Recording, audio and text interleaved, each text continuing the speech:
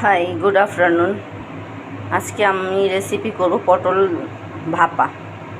পটলের ভাপা, পটলগুলো কেটে আমি নুন হলুদ মিডিয়াম মাখিয়ে নিয়েছি অনেকক্ষণ আগে, আধা ঘন্টা আগে মাখিয়ে নিয়েছি।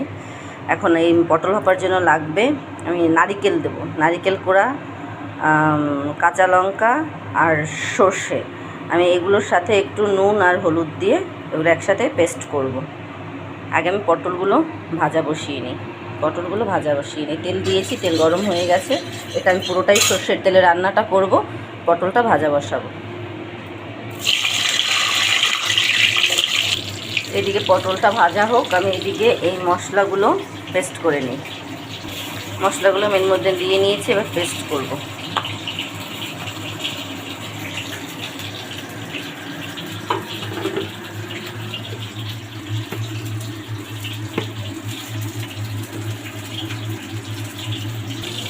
এখানে পটল ভাজা হচ্ছে, আমার মশলাটা হয়ে গেছে। আমি মশলাটা তুলে নেব। পটল ভাজা সব তুলে নিয়েছি। এখন এখানে মশলাটা রেডি করেছি। এই যে সর্ষে, নারকেল, লঙ্কা দিয়ে যে পেস্টটা, আর আছে এখানে একটু নুন, হলুদ আর একটু চিনি। এটা এখন দিয়ে দেব।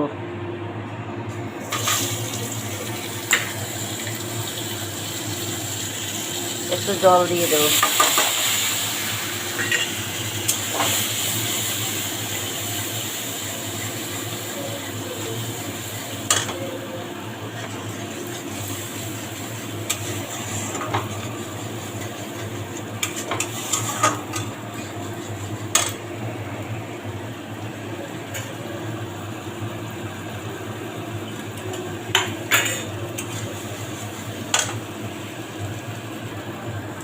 আর একটু জল অ্যাড করে দেব। আমি একদম আমার মতো করে, আমি ঘরে যেরকম রান্না করি ওরকমটাই দেখাচ্ছি, ওরকমটাই একদম ঘরোয়া রান্না। এটা একদম ঘরোয়া রান্না। এর মধ্যে এখন পটলগুলো দিয়ে দেব। পটলগুলো দিয়ে দিলাম। এখন একটু নাড়াবো, মানে একটু সময় করবো, মশলার সাথে একটু ভাজা ভাজা হবে। আর আমি যতটা মশলা করেছিলাম সবটা আমার লাগেনি, কিছুটা রয়ে গেছে। আমি একদম আমার মতো করে রান্না করছি, মানে ঘরোয়াভাবে একদম। এর সাথে খুব বেশি জল অ্যাড করব না, কেননা ভাপা তো এখানে যতটুকু দরকার জল দেব। এটা তো ঝোল হবে না, এটা গামাখা মাখা হবে।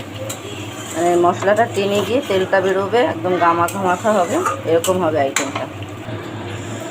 এখন একটু সিমি করে দেবো, একটু হালকা কমিয়ে দেবো।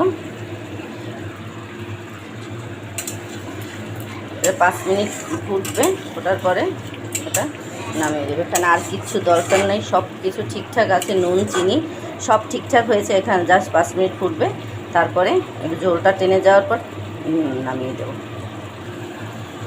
আমার রান্নাটা একদম রেডি, এরকম হবে রান্নাটা, মানে এরকম এই পর্যায়ে আমি রান্নাটা নামিয়ে নেব।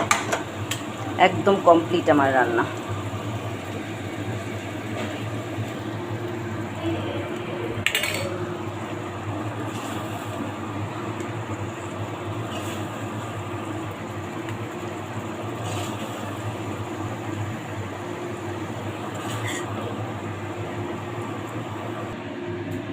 এই হলো আমার রান্নাটা পুরো রেডি।